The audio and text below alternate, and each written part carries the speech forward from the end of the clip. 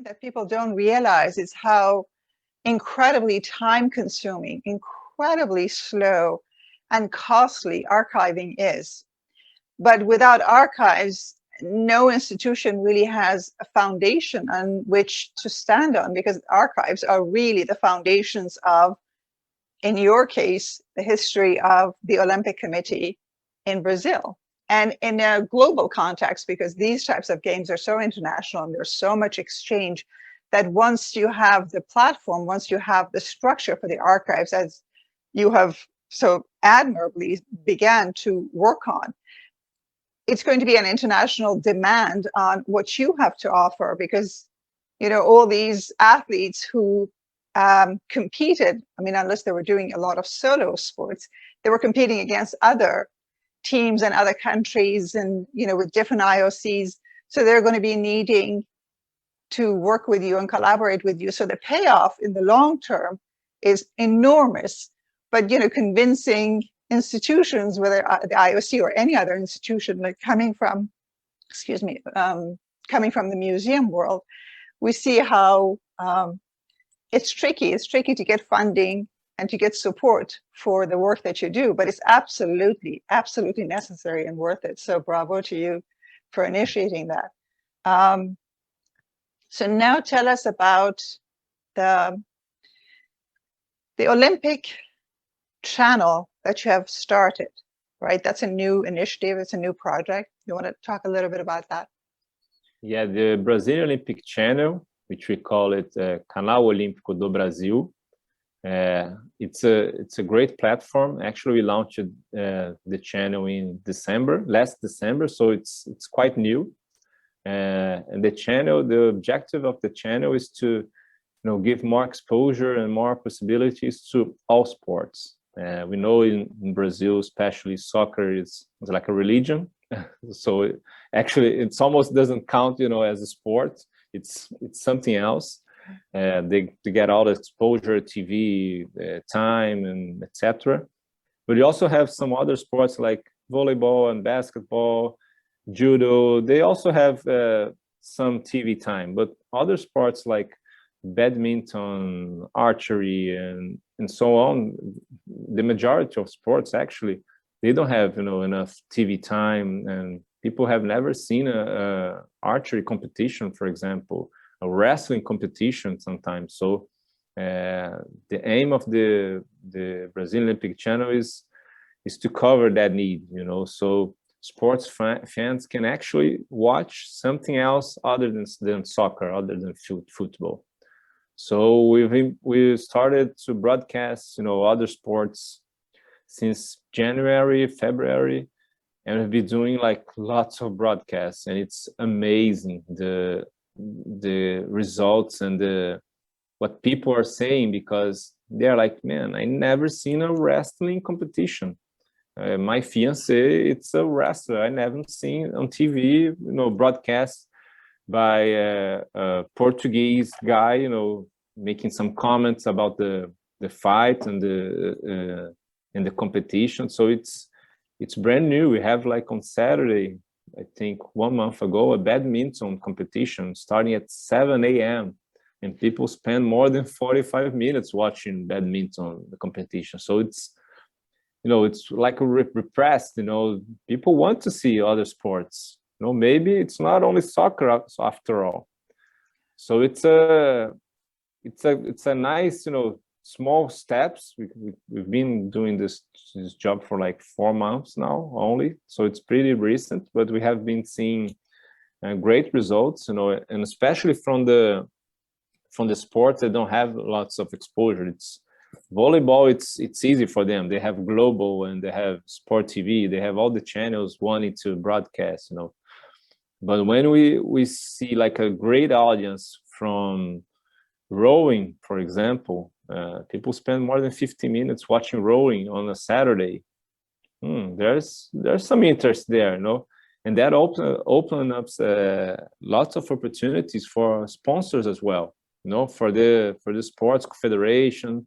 They can maybe widen their opportunities and the possibilities, to maybe offer some TV time, at the Brazilian Olympic channel, and maybe earn some money and improve the quality of the training for the athletes. So it's almost like a cycle. When you give more exposure, you give them more opportunities to show their sports, to show their athletes, so people can get to know them better. And maybe some sponsors, that never saw that as an opportunity, maybe now they're seeing this as an opportunity, and maybe we start a conversation with the federation, or maybe we'll think about sponsoring an athlete from certain sports. So it's really in the beginning of the work. We have a partnership with the Olympic Channel from the IOC. They send us a lot of archives, historical opening ceremonies, and other medalists from Brazil from past Olympic Games. So it's been a good ride, tough, lots of challenges. We have a partner in TVN Sports, which is our streaming partner. The Brazilian Olympic Committee never did such a thing. I think we are maybe one of the first, if not the first, Olympic Committee to have such a streaming channel like this. So it's been a great learning experience as well, to get to know, all the specific terms and the technical details of the streaming, and how to, it's sort of an educational process with the federation as well, so they have to get it, bear in mind that they have to have a good sports installation venue, with light, with internet. So they're starting to think more of a product, so to speak, for their sports, so they can sell in a good way to the public and to the sponsors. And so it's been fun, challenging, but really fun. That's really interesting. In terms of content for the Brazilian Olympic Channel, do you only stream Olympic history in relation to Brazil, or you're talking about, streaming volleyball games and rowing and so on and so forth? Is that contemporary? Is that what's happening now in Brazil, as well as the history of IOC Brazil? For now, we are doing kind of a both. We are aiming at especially competitions where Brazilians are competing, of course. We have a lot of Olympic qualifiers happening now, so that's one of our aims, because people are very interested in knowing, who is going to Tokyo, who is not, and so this is one of the biggest things the audience wants to see it. But on the other hand, we have other videos, like I said, from Olympic Channel, for example. So we have all the medalists, all the gold, silver, and bronze medalists from Rio 2016.